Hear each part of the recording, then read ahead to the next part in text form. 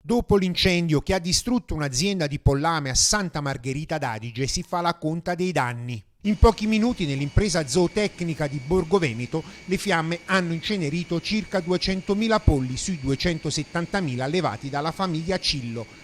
Un danno non ancora quantificato, ma si parla di centinaia di migliaia di euro andati in fumo.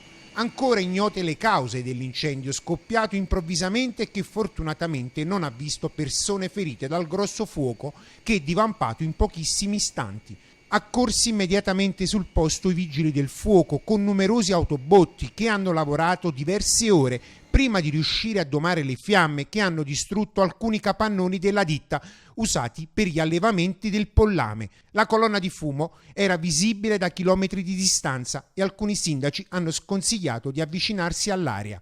Rientrato l'allarme, ora si dovranno stabilire le cause.